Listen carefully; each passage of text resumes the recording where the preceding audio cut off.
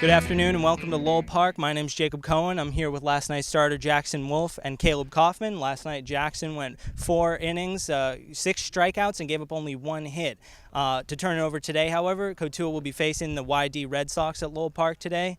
A matchup they're really looking forward to. We're going to see some interesting pitching today against a strong hitting Y-D team. But first, for last night's recap, I'm going to turn it over to Caleb. So to compliment Jackson's stellar outing on the mound last night, the offense also came through, putting up 10 runs in their 10-3 win at Chatham. Rajanu led off the game for the Kettleers and went 4 for 5 with 3 runs in the outing. And then also had Nick Gonzalez go 3 for 5 with 3 RBIs in the game. Just constant production from him and Raj since the All-Star break. Offense has been clicking since then. And in the top of the order with Gonzalez, Merv, and New, they went 11 for 16 in the game with 7 RBIs. And even though the pitching was not always happy with the umpires, as Tom Holliday and Dennis Cook both got ejected, both teams combined for 20 strikeouts in the game. So a little bit sloppy at times. I'm sure Jackson really loved it from his side of things. What did you think about the pitching last night in the strike zone?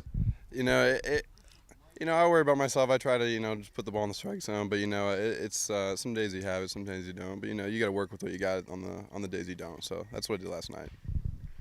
And then looking toward today, as Jacob said, we're playing Yarmouth Dennis here at Lowell Park. And what do you have previewing for that, Jacob? So, yeah, Caleb, we were pretty solid last night in a 10-3 win at Chatham.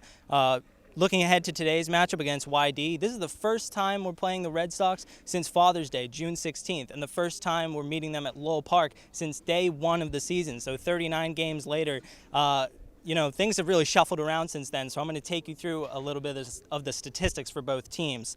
Y-D at the plate, they're second in the league with a .264 team batting average, only 11 points above Cotuit's at .253. They got on base at about the same rate as Cotuit as well, with both teams having on-base percentages of around .350. And something that bodes well for Cotuit is that while Y-D is best in the league at home, sporting a 13-5 record, they're pretty spotty 8-11 on the road. While Cotuit's been pretty strong at Lowell Park, they have a 10-7 record here, showing they really feed off of the home crowd, and I think that's really looking up for Cotuit today. I think they'll be able to take it to the Red Sox with that advantage in hand. Looking to the pitching for Y-D, it's a different story than at the plate. They have the second highest team ERA in the league at 4.59. They allow a ton of home runs, second most in the league, giving up 34. And we've seen that Cotuit can really take it to them and hit a lot. In the second game of the doubleheader at Red Wilson Field, we hit 4 bombs off of them. So it's a great opportunity for, as you said, Anu and Gonzalez, who've been hot at the top of the order, to maybe put one over the fence and bring the fans to their feet. Today's starter, Brady Corrigan, has also been contributing, unfortunately, to that poor ERA. His ERA is above the team's average by more than 2 points, sitting at 6.75. And opponents have hit .267 against him this season. So that's also something that's looking out for Cotuit. More specifically, in terms of Y-D's performance at the plate, Austin Wells, Riley King, and Wyatt Young are the big names to look for and who Cotuit is going to have to consider very dangerous and prepare for here. Wells has hit 7 home runs on the season, same as our very own Nick Gonzalez.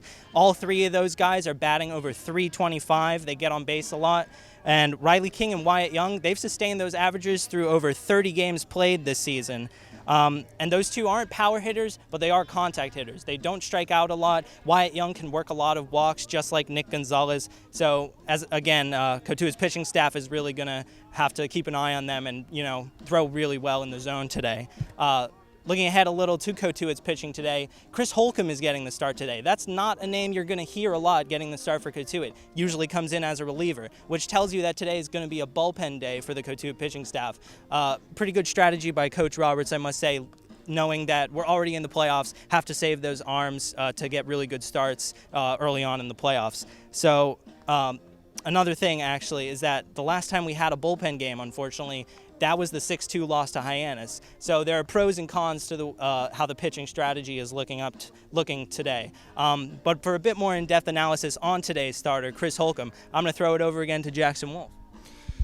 You know, as you were talking about, we play really well at home, and this hometown crowd really comes out and supports us. Guys are back, and you know, having Chris Holcomb out there on the mound, being a Barnstable guy, I mean, there's nothing more these fans can root for. So you know, he's going to go out there and show you that wipeout slider, that nice fastball, and you know, he's really going to have the advantage today. You know.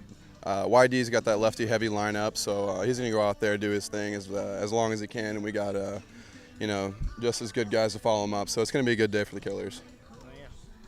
Well, we're all looking forward to it out here. On behalf of Caleb Coffman, Jackson Wolf, I'm Jacob Cohen, and that's all we have. We're going to send it back up to our broadcasters in the booth, Sam Niederman and Aram Layton, for their call and their thoughts about the game.